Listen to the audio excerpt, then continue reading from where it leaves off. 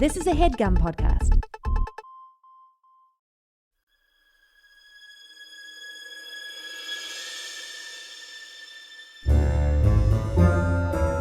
Oh, yeah. Welcome to A Funny Feeling Podcast. I'm Betsy Sidaro. And I'm Marcy Jarrow. This is a podcast where comedians tell us their paranormal experiences, and we listen to yours as well. Oh, yeah. And if you have one of these paranormal experiences that you want to share with us, please email it to us at funnyfeelingpod@gmail.com. Now get cozy. And prepare yourself to be scared silly. This is a Funny Feeling podcast. Marcy, hello. Hi.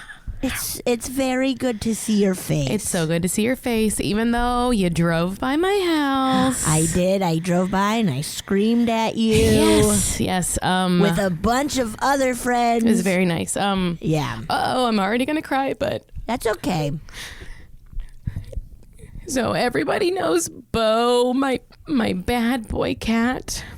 Oh. He died over the weekend. It was sudden. It was tragic. It was traumatizing. It was bad, but I'm trying to move past that because it's been really hard to imagine the last 4 hours of his life. It's been rough. Oh. But I will say that even though because of COVID-19 I wasn't able to go in with him to the vet, I got to be there at the very end. So yeah. Oh my God. But I will say it was all very bad. There were no beautiful moments. It was bad. I won't go into details just because it's disturbing for pet owners. But and he had a medical issue. He had a blood clot, and it just kind of was just bad, and it wasn't going to get better. So, but trust me, I was like, can you do anything else? What about anything else? What can we do? What can we do? But they were like, I'm so sorry. Yeah. Oh, man. I was like, if it takes 10 grand, I will. But yeah. I almost did say that, don't think of money, but it wouldn't have mattered. It doesn't matter. Okay. Yeah. So, precious boy cut down on his prime. Not even. He was only 4. Only 4. He was getting to his prime. Yeah. I mean, aside from the last few hours, though, he had a great time. He had a good life. I spent so much money on bullshit for him. Yeah. During this he had an awesome life, man. During this lockdown, we've been going on walks on leashes outside. So he was living his best life. And so I feel like I'm starting to, today's the first day that I've been just normal crying instead of sobbing. So of course. Anyway, yeah. I wanted to tell everyone just because I've talked about him constantly. Non-stop. He's the third host, dude. Truly. So I miss him. I love him. I told him before he went that he needed to come back to me. Yeah. So that brings me to a few things that have happened that's been weird. Oh my God, I can't wait. So I've been a little and as we're recording this is just less than 3 days since it happened. But this will air a little more than a week after it. So he's still fresh in this house right now. So so one of the first things that happened was, I think it was Monday morning. I've been waking up so early, and it was very weird. We had our morning routine. So being alone in the house without him here has been very strange. And especially, the morning was our time no matter what. Yeah. So we just had the first hour of every day was always dedicated to Beau things. So, so it was Monday morning, because he passed in the wee hours, right after midnight Sunday, going into Saturday night, Sunday. And I was just devastated. So I went on a walk, and then I came back and I was I need to put some of his things away, you know? Yeah. Or shoot, was this Sunday night? Maybe it doesn't matter when it was. Okay. Anyway, so I'm I need to put some of the things away. So I'm washing up his dishes and things to box them up. And I was let me listen to some music. So I put on my Bluetooth, and then I put my iTunes on shuffle. Yeah. like, you know, when you just hit shuffle, it just picks a song. Oh yeah. Like, so I didn't start on a song. I just like hit shuffle. And I thought, like, before we started, I was like, maybe he'll pick the song. And then, oh my God. and then the first song that started playing was Weezer's My Name is Jonas, which is like, you know, maybe doesn't like spark anything for anyone else. But my first cat, my only other cat, was Jonas. What? Marcy! And Jonas was a girl cat that I thought was a boy at first, but then I thought Jonas worked, so. Yeah, Jonas is rad. And she was a little tuxedo cat, much bigger. She wasn't little. She was like truly over twice. Like she was like 2.5 Beaus. She was a big girl. Oh, yeah. And she was really awesome too. But much calmer, and like she was, you know, a boss bitch, not a naughty boy.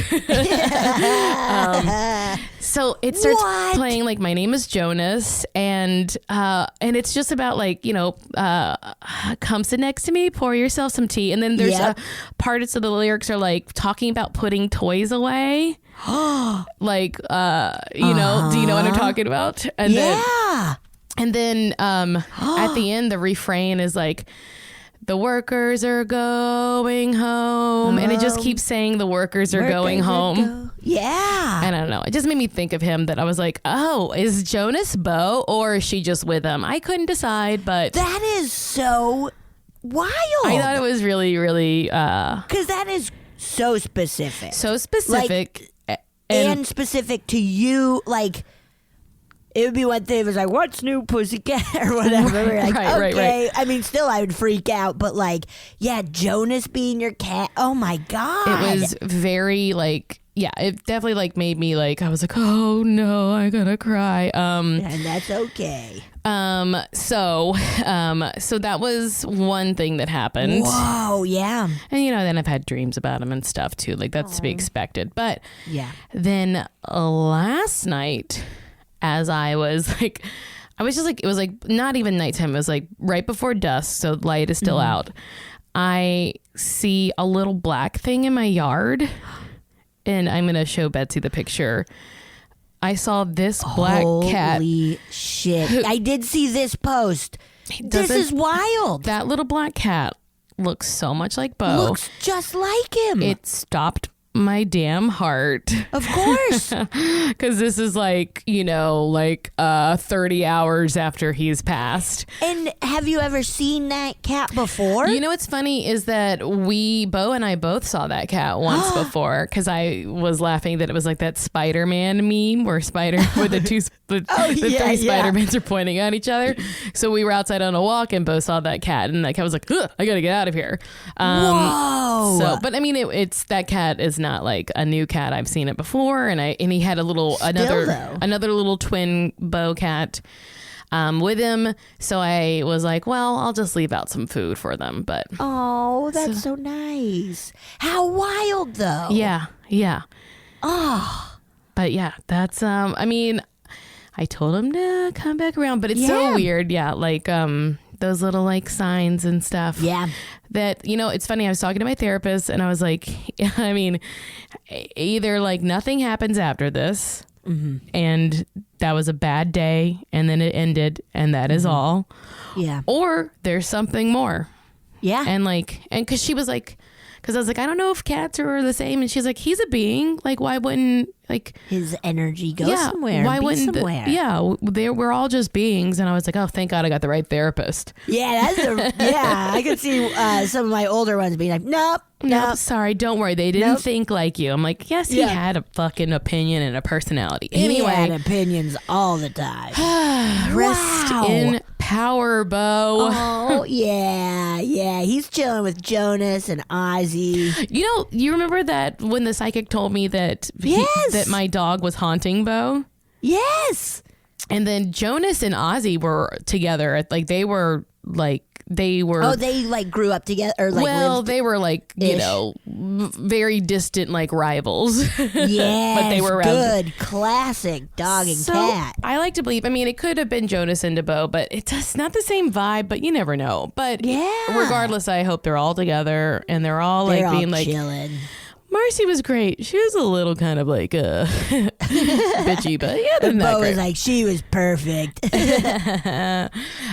So anyway, that's my stuff. Keep us updated too. I will if there's any more fun stuff. Yeah.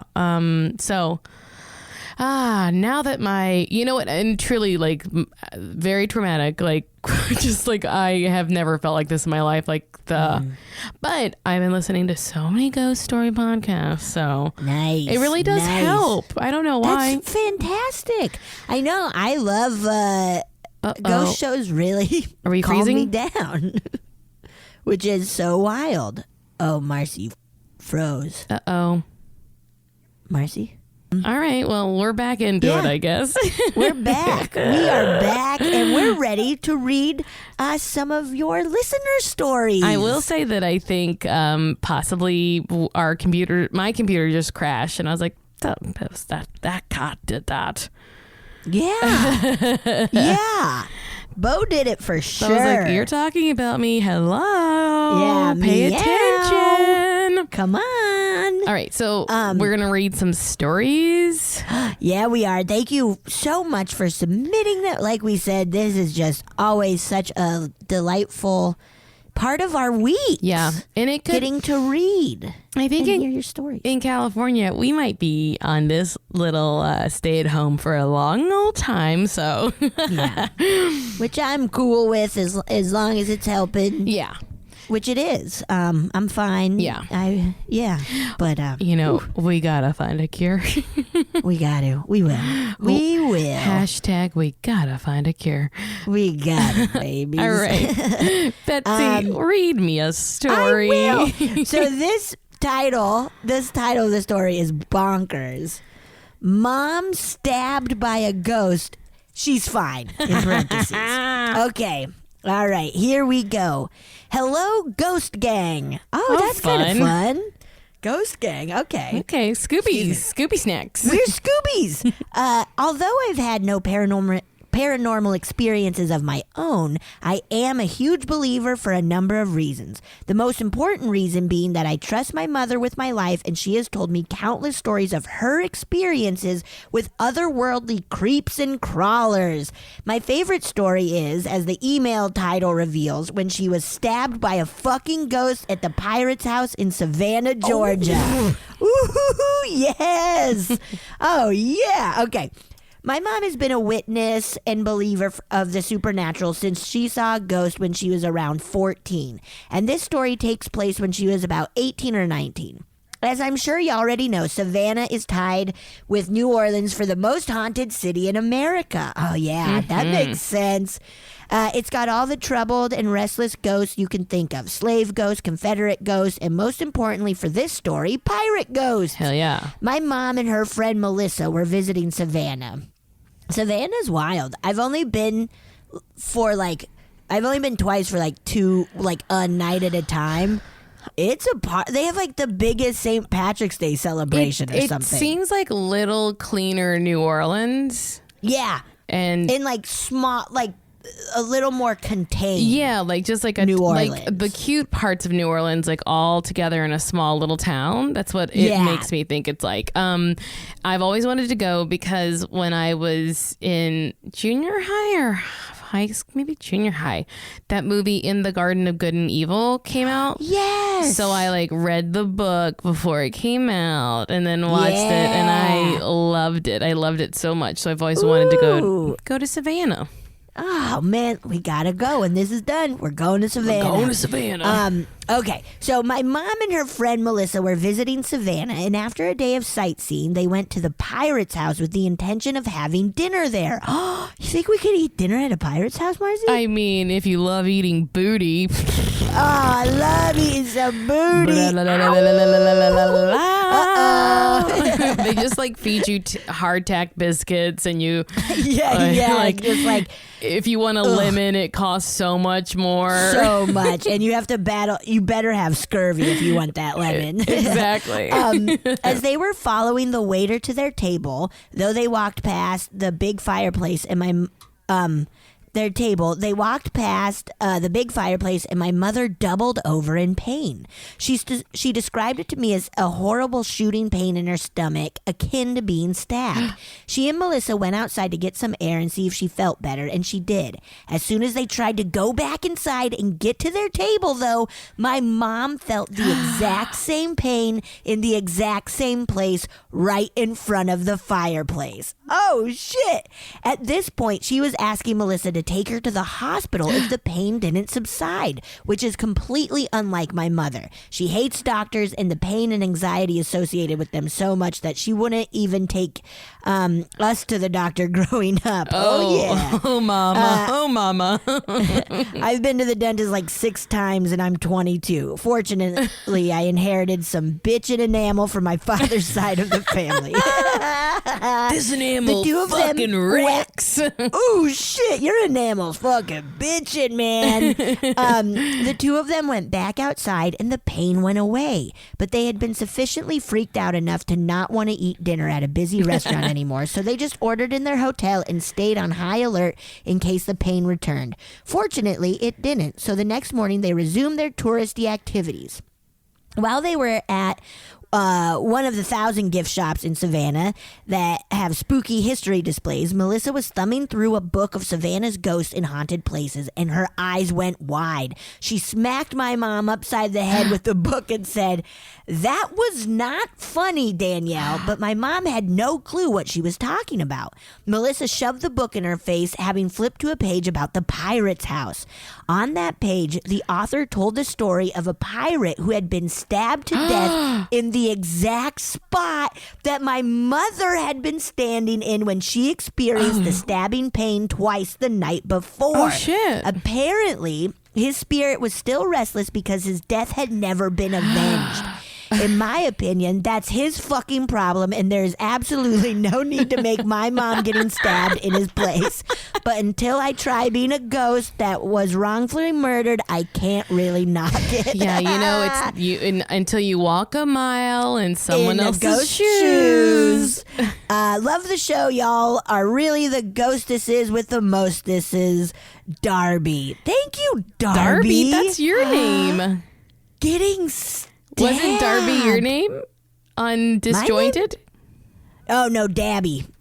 Sorry, I'm very sorry. Thanks for watching my show. Sorry, Marcy. I just always say, every time I saw you on screen, I would scream Betsky. Betsky. So I never heard anything. I don't know what the show is about. That's fair enough. Fair enough. Yeah. Oh, that sounds. That's so wild. Should I avenge Beau's death by going after blood clots? Yeah, I think you should. Fucking kill those blood clots. I should just be like, yeah, I'll stab a blood clot. I will get that blood clot. I mean, if you stabbed a blood clot, it would still probably be pretty bad for the person, but maybe the clot would come out. I don't understand how they work. They just, it's like a clogged toilet. Oh, no. Yeah. Right? Real, but like for the vein, right? Yes. So it cuts off blood flow to other stuff. Oh God! Can you tell when they're inside of you? Like when people on planes get like those deep vein thrombosis, like their leg hurts and stuff, and sometimes they just move on through. Sometimes they can cause strokes. Sometimes like all kinds of stuff. Yeah. So like they're bad.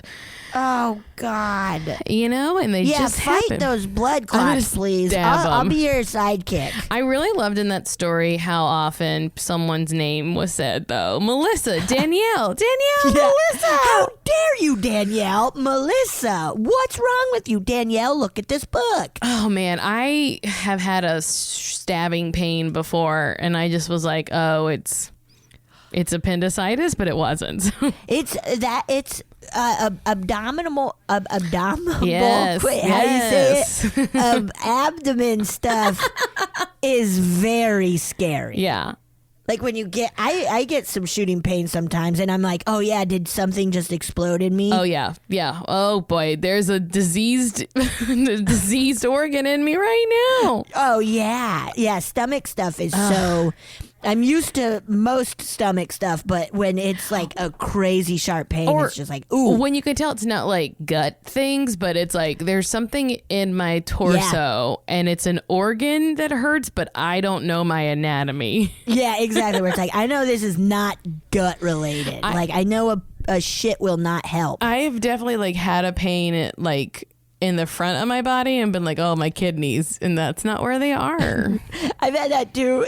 I think with kidneys, I'm like, oh fuck, my kidneys, and then I look up and I'm like, oh, that's not where they are. I don't know. That was way off. I don't know anything about my anatomy at all. My goodness. My goodness. All right, I'm gonna read one, Betsy. Yeah, okay. Give it to me. This one says no subject. Oh, okay. Spooky. Ladies, I am loving your podcast and binging the shit out of it.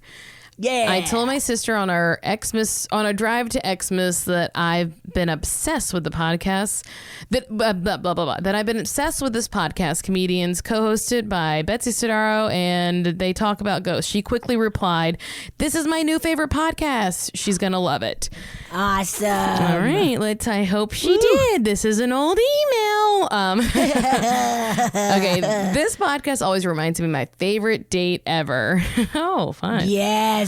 Oh my God. Okay. I'm about to read you pornography.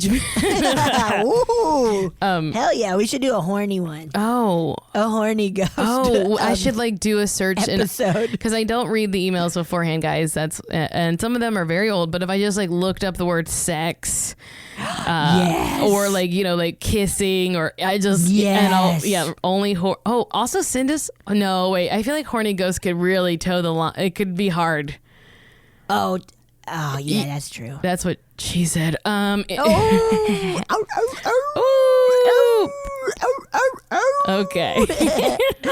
Okay. In college, my then boyfriend surprised me with a room at the Roosevelt and a whole night to wander the halls looking for ghosts. Yes. When you talked about the Roosevelt, I had to write in. The anticlimactic result was that we saw no ghosts, and the evening devolved into drunky, heavy petting in a stairway. I mean, hey, that's pretty sweet. I believe my air of desperation kept the supernatural away, but it was fun and spooky anyway.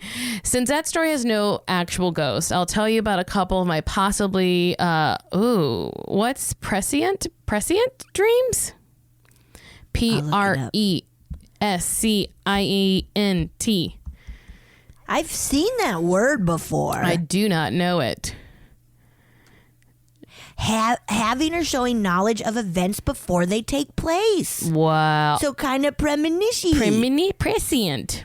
Prophetic, predictive, visionary, psychic, clairvoyant. Guys. And our other similar words. Wow. Everyone learn the word prescient.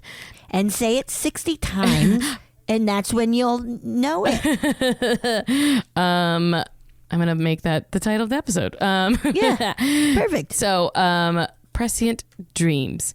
I was dating a different guy for about 4 months, and it was getting serious. I had a very vivid dream about him on a date with another girl with straight dark hair.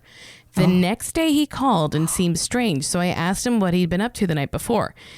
He guiltily told me that he had gone on a date and proceeded to tell me more than was necessary.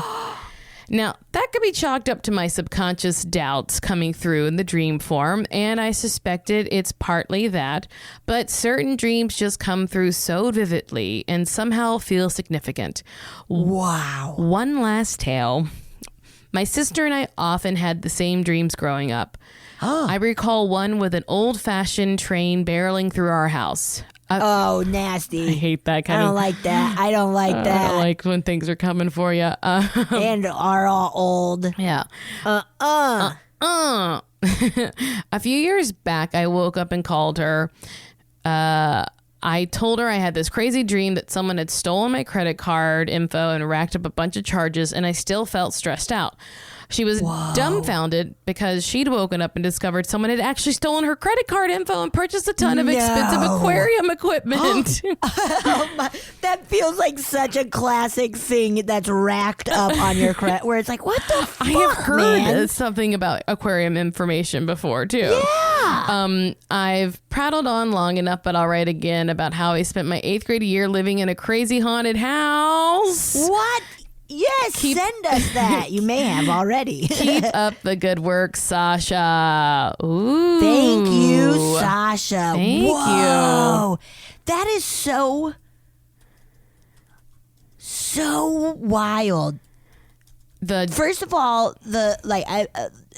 having the same dreams as your sibling. I have heard of that before. Yeah. But I think it's very strange when people have dreams. There actually is an app where people upload what their dreams are about.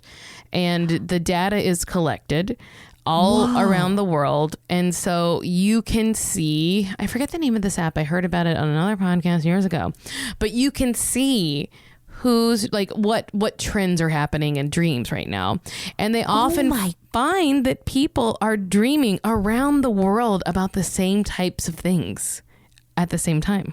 Really? That there is some that kind of makes sense, though. That there's a connectedness. Now, it doesn't always have to be world events. It could be people were dreaming about giraffes. We don't know why. Whoa, that's so strange. And sometimes it'll be people are dreaming about storms or just things like that. Some of it is universal, right? So yeah. But some of it they're it's really weird. This is very specific. That's so interesting. Yes. It's spooky. Is it? What is it? Well, I think there's a connectedness in this. I mean, yeah. We're stupid Earth sometimes in how we behave, but something about us is also very magical and beautiful. Crazy magical. And we are connected. Yeah, that's awesome. Yeah. Wow. I love that. Also, I love the Roosevelt. I love the Roosevelt. And so heavy much. Come on. And I love getting drunk and petting heavy. Come on. In a stairwell, no less. Oh my gosh. That feels very old Hollywood, right? Yes, very old Hollywood. You know that so many starlets have been fingered in those stairwells. Oh, yeah. Absolutely. And then became a star. If you let me finger you in this stairwell, I'll make you a star doll. I assumed it was all post-Oscar party affairs where a wife was where is Cary Grant? Where's my husband, Cary Grant? He's hooking up with that dude over there. Hell yeah. Yeah. Fingering that dude. He's fingering that dude in the stairwell. Ow! Are you ready for another story? This subject is Dream Message from Dead Brother. Okay, let me see. Hi, Marcy and Betsy. My name is Daly. I'm from Georgia. I've emailed in before and actually had my email read a long time ago. It was also about my dead brother. I'm a little hung up on it for some reason. I could imagine because your brother died. That's important.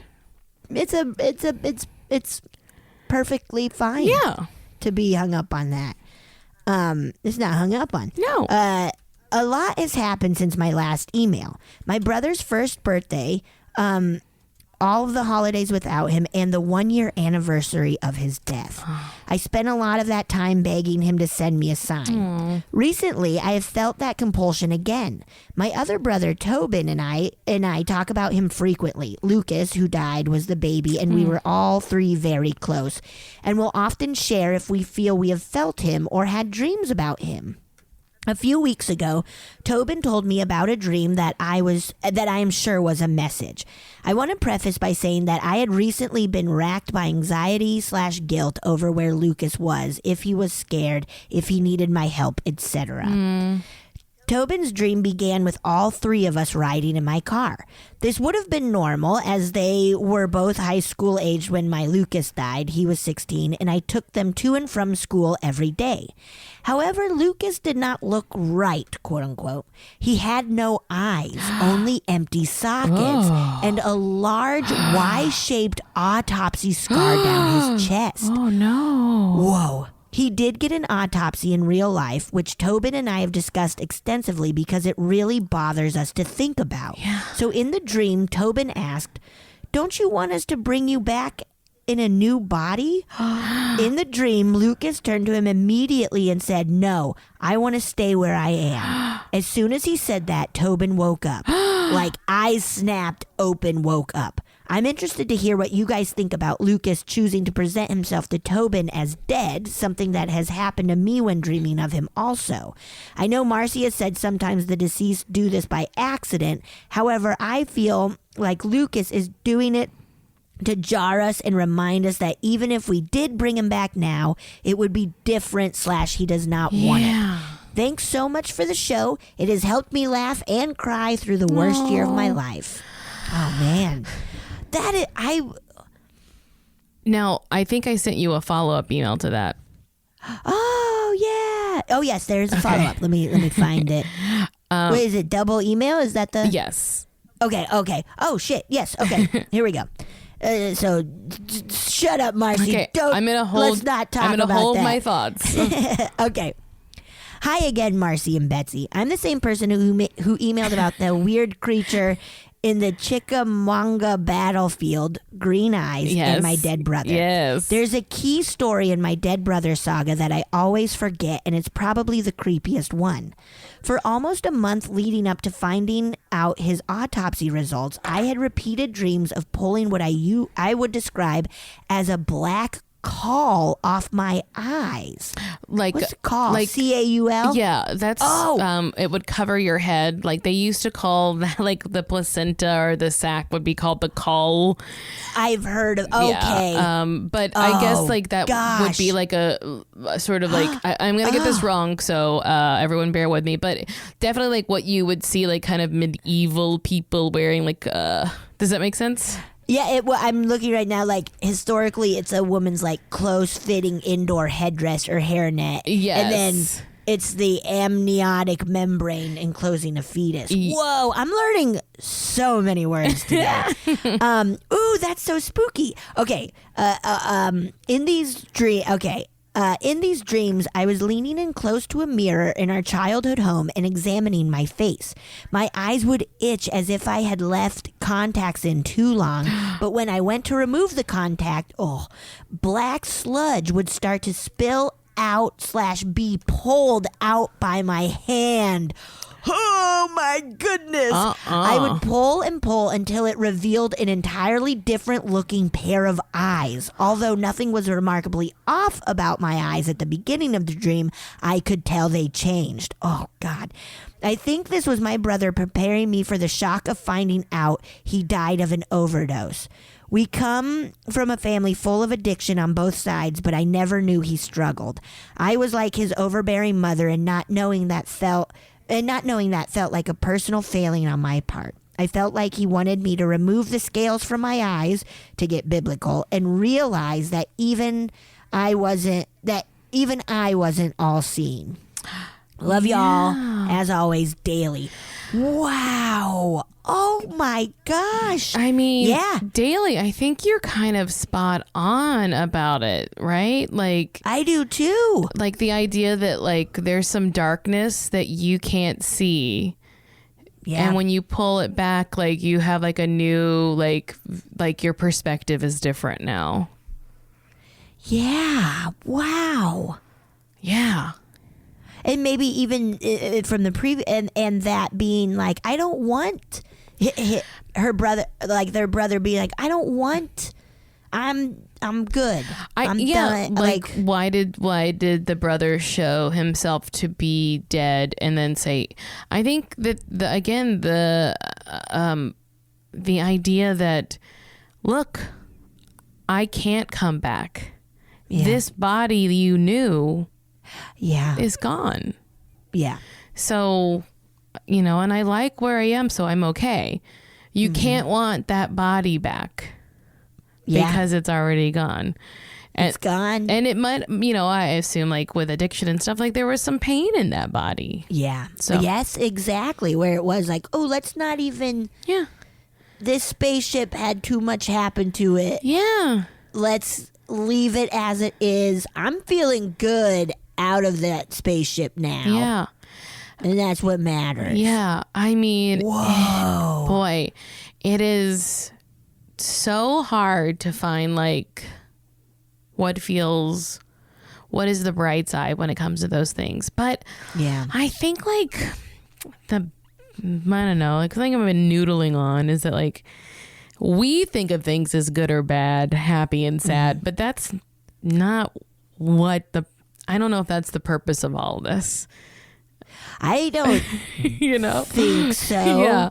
Just because we look at like other aspects of life and where it is like, no, it's not black or white. Yeah.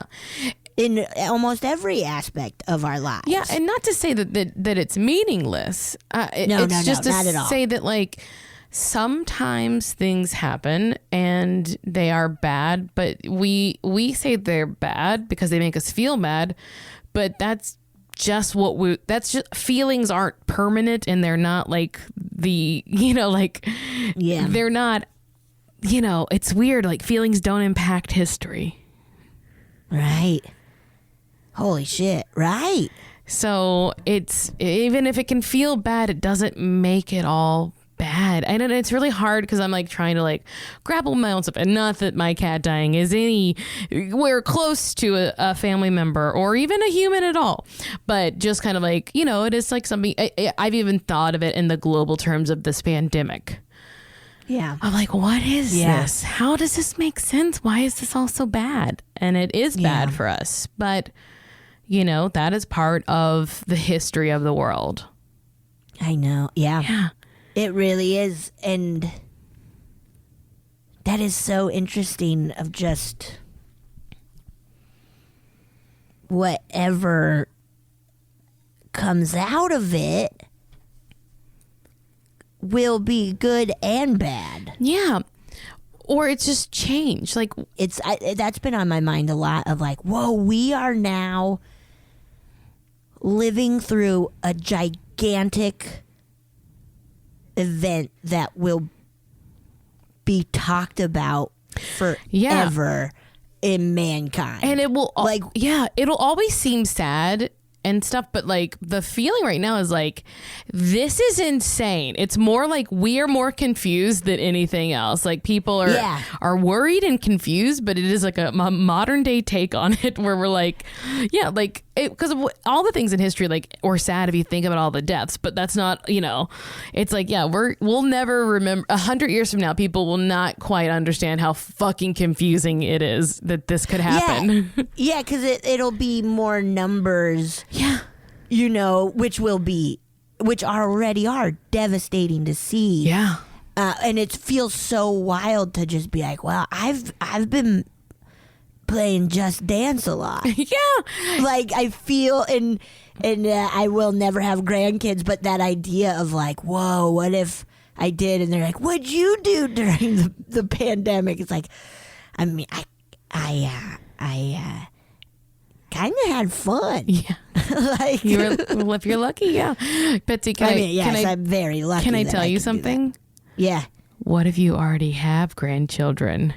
Whoa, no, stop it. Stop it. No, that's fucked up. That's fucked up. Stop it. I've been meaning to tell you. All right, let's take a break now that we've gotten too existential. I don't even know how to put in what I'm feeling words, man.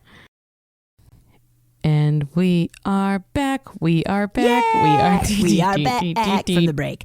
You know what I thought of that I want people to think about and send in to us? What? And thank everyone for who sends their fat ghost stories. Yeah. We love them. But I think that is specific to the here and now that I would love to know about is, do you think now that people are home all day, every day, that the ghosts in their house are like so annoyed with them, or are they experiencing paranormal activity that they would have never noticed before? I love that. Right? Because it is like, and we've talked about this, I feel, of that idea of who knows what's going on when you're not at home. And we're out of the house a lot usually. I think what made me think of this is we got like one email that was like about being quarantined. So, cool. should I read it then? Yeah, I should just read it. Right? I'm talking about it, but so before I read this, I haven't read it yet. I just saw the subject line. So guys, if you are home and for the first time noticing, or not even first time, having some quarantine haunting or paranormal or anything, whether it could be weird dreams, like if you have some premonitions about how this is going to end, tell us. In my dreams now, I will be doing stuff, but then be like, but we're not allowed to be this close. Or like, isn't that I don't have a mask. Weird? Yeah, like where I'll be doing something I love. And then I had a dream I was on the Bachelor date, a 2-on-1. me and another girl with Nick Vihal. Oh my gosh, your buddy Nick, my friend. And Nick and I were having a blast, and the other girl was freaking out. Did and I was she like, have don't worry. The biggest tits though? I can't remember, but I was totally just like, hey, truly, don't worry. He's going to pick you. I'm just having fun. I just want to get drunk and ride in a helicopter. But did he pick you? I woke up before the ceremony. Did you text him and ask him? No. You should. You should ask. He would pick the babe. He'd pick the babe. You could text him and ask him because I bet he's got time on his hands right now. Yeah. I mean, if that guy's not boning down on a bunch of chicks, what's he doing? He's probably bored as hell. He's being safe at home. Yeah, that's right. He's being safe at home and not boning down on chicks. No. But speaking of boning down on chicks, send us your quarantine paranormal stuff. And just in the title, if you can just put quarantine so I'll know. That's perfect. And then maybe we do a little whole like quarantine spooky I'm in. episode. I love that idea. All right. Love it. Okay, so let me read this. Quarantined with haunted furniture. Ooh, yes. All right. Hey, ladies. Love your podcast. Thank you. Thank you. It's been nice to hear you two gal-gabbing while I'm quarantined in my house with only my husband and 7-month-old daughter. Oh. Can I just say that's a lot? That's a lot of work. Only. That's like a whole family. That's a lot. That's a whole 2 other people you have to take care of. 2 people to annoy you. Shit. Okay, since we're stuck in our homes, I thought I'd share a story about a friend of mine who legitimately has a haunted couch. Yes. Ooh, a haunted couch. I love it. I honestly was like, I hate the idea of a haunted couch because I just think of it pulling you into the cushions. Oh, and that's like a where Nightmare on Elm most Street. Comfortable. Oh, yes. Where Johnny Depp gets pulled into the bed. Spoiler if you haven't watched it in the past 35 years. Watch it. Johnny Depp gets pulled into a bed. Also, he's wearing a little crop top. Oh yeah, he dresses scantily in that movie. He's asking for it in that movie. Okay, that's right. A haunted piece of furniture. Wow. Well, my friend is a single dude that has collected random pieces of furniture over the years from friends, relatives, or free off the curb. This couch is from the 1960s. It's cream colored. It has an obnoxious bright yellow floral pattern on its raised velvet. Oh, I know this. Ooh, I know this type of. Yes. I'm sure tons of people's grandmas have had something like that in their living room for decades. Yeah. For years, he's referenced to it as the haunted couch because he claims he always has nightmares anytime he sleeps on it. One summer, I helped him paint the interior of his place. He lived in a warehouse loft at the time, so we had painted a lot of high walls and we were exhausted. Let me just say this guy sounds like you can tell he's hot, right? I can tell he's hot. I'm digging this dude. Maybe it's because we talked about young Johnny Depp, but I think this guy's a babe. I think this guy is such a babe. He's a hottie. Okay, I laid down on his couch. Yeah, you did. Yeah, you did. Oh shit, yeah. To crash for the night. He's got a daughter. Well, this was before. The daughter's. I know. The daughter is 7 months old. So true. New baby. A lot of stuff could have happened, before the last 19 months or whatever. Hell yeah. Okay. I lay down on his couch to crash for the night, and he said, I really wouldn't sleep on that couch if I were you. No. Oh, fuck. Okay, whatever, I thought. I sat up on the couch and began gathering my things to just go home and sleep in my own bed instead. He had used my pocket knife to break the seal on a crusty paint can earlier, and I went to fold up the knife and put it back in my purse. It snapped on me with force, like someone else was closing it besides myself. Oh. And the knife slashed my thumb, dripping blood all over this couch. It was a gusher, but not bad enough to need stitches, so I bandaged it up really well and went home to go to sleep. That night, I had one of the scariest nightmares I have ever had. Oh, shit. I don't really have nightmares at all. I dreamed that I was outside my friend's warehouse calling his name, but he wasn't answering. I rang the door to get in, but it was locked, and I had to find a metal rod to break a padlock off the door to get in. No, just go away. just turn around. Give up, dream. Yeah, it's fine. It's fine. Just tell yourself to wake up. Just wake up. Just wake up and have a good life. Yeah, come on. Once I pried the door open and ran inside, my friend's loft apartment had been replaced with a long corridor of beds on either side of an aisle. Ew, like an old that's fucking gross. like an old hospital ward for wounded soldiers. Ew. All of the beds had blankets on them in the same pattern as the haunted couch. Same exact color, same obnoxious yellow floral pattern, right down to the raised velvet. When I looked above the beds, the warehouse was completely full of dead, hanging, rotten bodies swinging by the necks from ropes tied to the rafters. There must have been 20 of them. Oh, this is sick. Yeah, it gets worse. This is like a Nightmare on Elm Street nightmare. Absolutely. This is, yeah. The horrible smell of rotten flesh hit me like a crashing wave. No. I panicked, and instead of going out the way I came in, I began running down the aisles past the yellow floral beds toward a door at the end. But as I kept running, the beds and bodies just kept appearing, and the aisles got longer and longer and longer, and I could never reach the door at the end of the hall. My goodness. I woke up with a gasp and sat up in a cold sweat. Between the dream and slashing my hand open while sitting on it earlier that night, I guess the couch is haunted after all. Yeah. It freaks me out to know that my friend is currently quarantined with this evil fucking piece of furniture, and I guarantee I'll never place my ass on it again. Keep up the good work, Abby. Wow. Abby. Ooh. That is a terrifying nightmare. Yes. That's like a fucking Nightmare on Elm Street nightmare. Absolutely. Oh my God. It's whoa. Also, second story about a stabbing. Wait, what? There was this mom. Yes.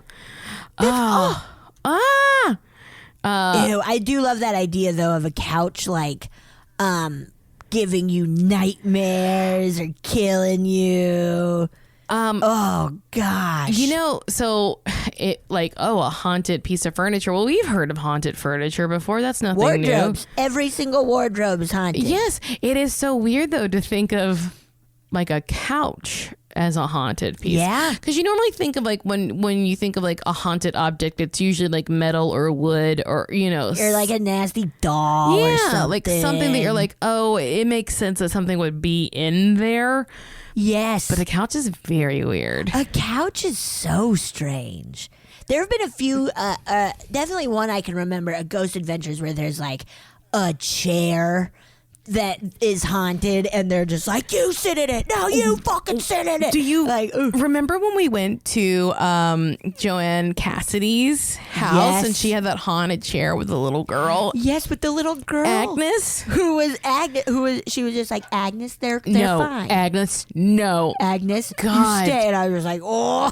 I don't know if that episode will ever convey how fucking weird that day was. It was, that was very eerie. Yeah, if you're not, we did an episode with Joanne Cassidy, who is a very cool actress. She was in the original Blade Runner. Don't Tell Mom the Babysitter's Dead. Yeah. She's just so cool and she's awesome. So nice to have us in. But she is kookity kook. She's a kooky lady, which is great. I hope to be a kooky lady myself. But she definitely scared the shit out of us. Like, was screaming at a doll or at a tiny person that we couldn't see. With like had the little shoes and a little chair, and that she would bite us. She would bite our ankles if she got mad. Bite her ankles. God damn. Oh man, I can't believe we played it as cool as we did. Okay, thank you. Oh, cool. We're just so polite. we're so polite. We're so polite. We're basically sitting here with our legs crossed at our ankles. Yeah, and my ankles were of course exposed. Yeah, bitten to hell. Bitten to hell. Yeah, I got out there. I was like, I had a lot of little Agnes bites. Ouch. Ouchie. Okay. Oof. Okay, you ready? Yes. This one is entitled Sleep Paralysis Laser Light Show. Hell yeah. Here we go. Get a little Zeppelin playing. Hello, Betsy and Marcy. I listen to the show every week and I love to hear the listeners' stories. I'm originally from New York and grew up in a religious cult, so both those things would set me on a path where I didn't believe in anything after finally joining the real world. A religious cult? Okay. I mean, here we go. That's some fucking Sinner season 2 shit. Yeah. Fortunately, all that had to happen was for me to hear people talking about their paranormal experiences, and I was a believer. I'd prefer to never see a ghost since even though I accept them and am okay with them entering our realm, I'm pretty sure that shit would make me instantly die. I'm right there with you. Absolutely. Anyway, here's my story. I've been experiencing sleep paralysis for several years now. The episodes are usually far apart but can be as close as a few weeks from each other. I didn't know what it was or that other people experienced it for a while. Someone once told me that it was night terrors, the part where I'm not able to move and try to scream, but that didn't seem right. I also wasn't very interested in learning more, so I let it go. Nah, I don't think Something so. weird's happening. I don't care. Yeah, I don't care. I initially had the awake brain and the asleep body and complete terror, but when I stopped to think about what was going on, I started to remember the shadowy figures. I passed it off as just being crazy and having dream memories that I couldn't explain and would never tell anyone about that part. At some point, I saw on a friend's Facebook post one day that there was some kind of documentary coming out about sleep paralysis, and they mentioned the shadowy figures, and I was like, I have that. That's me. All I needed was the name, and I was satisfied for the time being. I thought surely I wouldn't have to write this doc's name down and I would see more about this in the future, but unfortunately never did. I feel I know that documentary. Yes, I think it's on Netflix. Where they like kind of reenact people's stories, right? Yeah, I don't know if I'm thinking of that one. I'm thinking of that one. I don't know. Yeah, it's definitely on Netflix, and I don't know that I got too into it though. I think that was my same. I feel we may have even talked about it on this. Yeah. Of where I think we both were like, I'd rather just hear their stories than see it played out in a fake way. I hate hearing explanations too of why people think it's happening. Oh. Yeah. Okay. Never saw that. I've recently met several people who experienced this, and we share some stories without fear that we are going to be judged or burned alive, etc. Yeah, we'll never burn you. No. I also learned that my father experienced this when he was younger, though he hasn't had an episode since he was a teenager. We both have a handful of sleep disorders among us, so as much of a surprise as it was to find this out, it kind of wasn't. I think I should mention that I've slept on my stomach facing off to the side of the bed toward the wall for the longest time. One night I was having an episode and something happened that I've never experienced before. I was stuck as usual trying to snap myself out of it when it felt that there was something I could only describe as someone doing chest compressions on me, like in CPR, except they were being performed on my back. The pressure was so hard, and it felt like I was being pushed into the mattress. Hello, Nightmare on Elm Street. Yuck. Over and over again for an amount of time I had no way of measuring or accurately remembering. Needless to say, this freaked me out. At that point, I turned to the internet to find about more anecdotal data on sleep paralysis. What's science? I found a couple of short docs on YouTube, so I watched the one that seemed the most credible, or just the longest, I don't remember. There was talk of all the things I was experiencing and feeling. The thing that I was not expecting to learn is that they talked about a demon that would sit on people's chests when they were in a paralyzed state. I immediately realized, holy shit, the demon wanted to sit on my chest but couldn't because I sleep on my stomach. Ew! Before this moment, I had never heard of the demon. This messed me up. I knew it wasn't, here's a big word. Psychosomatic. Oh, psychosomatically. You got it so immediate. I know that fucking shit. Psychosomatically, duh. I knew it wasn't psychosomatically induced because there's nowhere I've ever heard these stories before that day. Apparently, this happens to people all over the world, but what the doc did not mention was people's sleep position. In every scenario, people talked about chest pressure when they were laying on their back. Not one mention of side sleepers or stomach sleepers. This was the last time I experienced the demon for a few months. Oh. In the next apartment I lived in, the one I'm currently living in, I continue to have episodes, but this time they were a little different. I had injured my neck at some point before moving, but I had been going to physical therapy over the next few months. My therapist told me that I had to stop sleeping on my stomach, which was devastating because I have a hard time in other positions. Me too. Are you a stomach sleeper? I have transitioned as I got older. All my body started hurting much more. So now I'm a side sleeper, but I just bought kind of a great pillow that really is helpful with Oh, I'm looking for a good pillow. It's one of do you snuggle with it? It's memory foam that's shredded. What? So, and you can I'm just going to say they're not paying for this. Coop.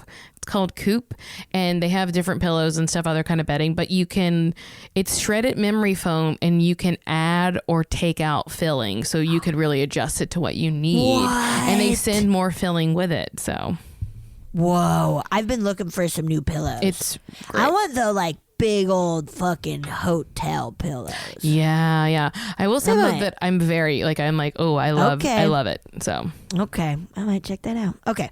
Anyway, I made myself start sleeping on my side because sleeping on my back is out of the question. I'm an on my back sleeper and a side sleeper. I love it. I snore too much on my back, but oh yeah, I think I do too. Honk shoe. Honk shoe hardcore. I get a little restless on my side, so I tend to switch the direction I'm sleeping in, either facing the wall or facing my partner. During the episode, I happened to be facing my partner. I was in a paralyzed state and was awake, trying to figure out how to come out of it when I saw the demon sitting on my shoulder. Fuck. It was just sitting there. I don't recall pressure or weight, and it was a brief encounter, but it was quite scary. This was the first time I woke up twice. What I mean is that when I snapped out of the paralysis, I woke up in my bed, but then woke up again in the same spot as if I experienced the same wake up twice. So at first, I thought the demon was a dream, and the first wake up was part of the sleep paralysis dream and not an actual episode. In reality, I would have never dreamed myself in the exact position in my own bed in my own room where I woke up the second time. When I realized that, this is when I accepted that the demon was real and not part of an episode inside a dream. I later had another episode with a double wake up, but with no demon. That's awful. A double wake up is crazy. It's very Inception. That's so Inception. I've woken up in dreams but knowing it's another dream. Oh. I've never. And that's actually been happening recently where I'll wake up and be well, I fell asleep in this dream. I don't know. It's because time is meaningless, right? Time is pretty wild. My sleep's been nuts Whatever. I probably didn't have an episode for a few months until the most recent one, which was a few weeks ago. Side sleeping, facing the wall, struggling to move, struggle to open my eyes. Now what I'm about to describe is going to be hard to do, but only because I don't have the best language with which to describe it. Okay. When I was prying my eyes open with whatever part of the brain that would allow me to do that, I was thinking to myself about what I might see. I thought that there's a high likelihood I'd see shadow figures and I'd have to be prepared for that. Fuck. Oh, God. Well, guess what? Eyes opened, shadow figures freely moving about. But that's not the weird part. What I saw in the center of my vision is kind of unexplainable, and I felt a little crazy telling my partner about it. Picture someone holding a round black marker that's about 5 inches in diameter. Whoa. What? Maybe like the size of a CD. And they are scribbling on a piece of paper. Sick. This is sick.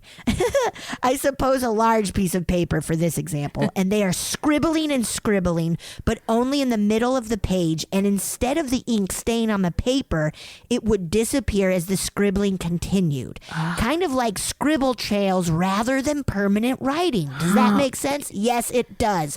Here's another detail to include to this image. The trails had a gold outline. Now take this mental image of scribbling thick black trails with a gold outline and take it off the paper and suspend it in the air in space a foot or two in front of my face. That's what I was seeing. I was staring at it, confused. I eventually woke up. That was the last episode, and I'm not entirely interested in what I'm going to see next. Oh, Thanks for opening up my eyes to the paranormal and fun other stuff. Best, Una. Wait. Yeah, Una. Una. Cool. Una, thank you. That is- Holy shit. I honestly, the end part was too hard for me to keep up with. It was too hard. The I thought it was a good my brain was like, well, description. I'm overwhelmed. Horrifying. Yeah. Like, I sent you a picture because we've talked about something like this before, and it is the Henry Fuseli. I think it's his. Maybe that's not. It's the Nightmare. It's a famous. Yes, I've seen this. Victorian painting of a woman with a demon on her chest, and for some reason, a scary looking fucking horse looking at her. But yeah, she's like, yeah, there's a horse. I think that's a classic Victorian thing, is to sleep with an awful horse looking at you. Yes, I think that's classic. That's classic because, back in the day, not everybody could afford a stable, so you had to let a horse hang out in your bedroom. I'm sorry, where are your horses sleeping, Richie Rich? Thank you. They cuddle up next to me. Ooh, that is, and once I get it, like we've talked about this, I'm like, man, this painting is from a while ago, so this shit's been happening. Absolutely, it's like this mental or paranormal. Yeah, this isn't a new phenomenon. This isn't this person's a kooky kook. This is like a thing that is throughout the ages people have experienced. Yes, which is nasty. That like marker. Yes. Oh, that is a really frightful image. It just seems like very ancient and nasty. Oh, it does kind of seem ancient. Marcy. Ancient and nasty. Ew, that does seem very ancient and nasty. Marcy. Una, I'm sorry. Come on, Una. Una. That's such a... Ooh. Marcy. That's nasty. It is ancient and nasty. Yeah, I hate it. I said it perfectly, Betsy. You nailed it. I nailed it. You nailed it. I'm Nicole Byer. And you nailed it. All right, let's do one last one. Okay. Paranormal experience. Oh, yeah. Hi, guys. I have a few stories, but I will share this one for now. When I was 17, I got my first job at my uncle through marriage family's bridal shop. The bridal shop was family owned, and it opened up in the 1950s. Before it was a bridal shop, the family lived in the building. My uncle's grandparents, who started the business, are said to have practiced brujeria, which is Spanish for witchcraft. yeah. Practice brujeria in the building when they still live there. The building was old, and there was always just a weird feeling in the air. The employees who were not family related, including myself, would feel like someone was watching us as we organized the dresses, or when we were in the back by ourselves. There was a room on the second floor of the building where all of the dresses that had been ordered for the clients were stored. There was no windows and no AC, and the AC did not work well up there. What a creepy building. I mean, also a building full of wedding dresses. Yeah, just like a bunch of dresses and no windows up there. Too hot. You're asking for trouble. Often I would be up there looking for a dress to bring down for a client, and I would hear the other dresses and bags rustling like someone was rubbing the bags one by one.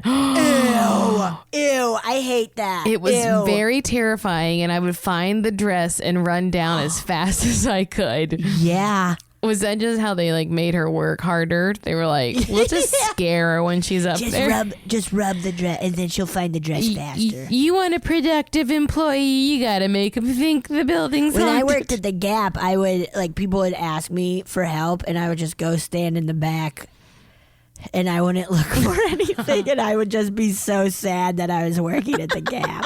Yeah, that makes sense. And then I'd come out and be like, we don't have it. And some other employee would be like, yes, we do. I'm like, oh, shoot. I don't like working at the Gap. I guess I'll still make minimum wage and get no tips.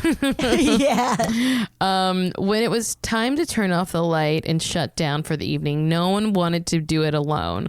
We were all so scared. So eventually we had a partner join us. Once one of the seamstresses even felt something touch her shoulder, and then her radio turned off on its own. Ugh.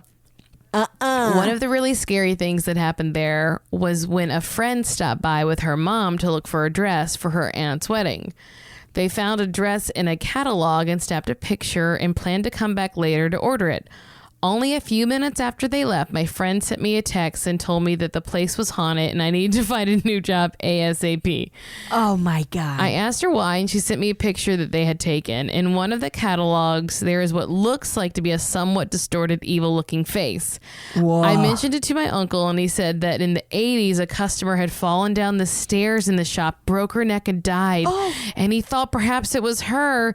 But when I showed the other employees, an employee who had met my uncle's grandmother before she passed, said she felt it was the old owner and believed the weird negative vibe was from her, since she was known to practice brujeria in the bridal shop when it was still their home. Attached is the picture. Let me know if you see the face too. All right, are you looking? I'm opening it.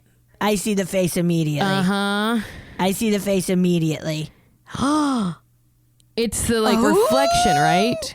What? Is it it looks like a reflection almost? Yeah, it looks like a reflection, and kind of maybe if an eye is on the brown dress, and then some of the mouth is on a brown dress, and then most of the face is on the purple and other poop brown gold dress. Brown gold dress. And that's it. My colors for my wedding is poop brown gold. I'm blowing it up to look. Ew. Oh, do you see it? Yeah. It does. You can see a nose and a mouth and a nose and a mouth and at least one eye for me. Yeah. That I could see. I can only see the one eye too. Oh, that's nasty. Ugh, I mean, I also if they're oh yeah, a girl broke her neck, she fell down the stairs. Yeah. I mean, what a fucking bummer, right? I feel you need to tell your employees immediately. Yeah, hey, I know the 80s were a while ago, but a woman fell down and broke her neck. Just be aware. You need to tell your employees immediately and once a month for the rest of the time. Yes, just a constant little reminder, also because safety of we don't want you to fall down the stairs. You but have your meeting. You're all right, just want to remind people about our new closing policies and also remember someone did break their neck on the stairs in the 80s. Remember that woman? Yep, in the 80s. Okay, great. What else? And what no else? snacks outside of the break room. Guys, and I can't stress that enough. I don't want our brides coming in and watching you snack. Okay? You fat sales. Also that pigs. You what? You fat sales pigs. You fat sales pigs, okay? I don't want that, you fat sales pigs. Okay? Save your fucking hogging down for back here. All right? We're going to do it. Let's get out there and sell some dresses. Remember, bridal. Bridal. Oh my God. Ew, though. Spooky. Don't. A haunted bridal shop. I bet every single bridal shop is haunted. Every David's bridal's fucking haunted. Do you think it's like how theaters are always haunted? Yes. Because of the desperation of the people. Lots of energy that's just surrounding those stores. God, I hope this works out. Oh, God. The few times I've had to go, it is just like, oh, God, I can't handle this energy. Yeah, that's a damn demon. That is a damn demon. Oh my gosh. Well, thank you all so much. Yes. Please keep sending us stories. Yeah, especially quarantine ones. We'll do a whole in the subject quarantine episode. Quarantine haunting or whatever it is. Yeah, whatever it might be. Send it to funnyfeelingpod@gmail.com. We love them. Yeah. Thank you so much. Thank you, guys. Thank you. Oh, yeah. Thank you so much for listening to A Funny Feeling. If you have a paranormal experience that you would like to share, please send us a voice memo, or you can email us just a letter at funnyfeelingpod@gmail.com. I'm Marcy. I'm Betsy. And don't shit your pants.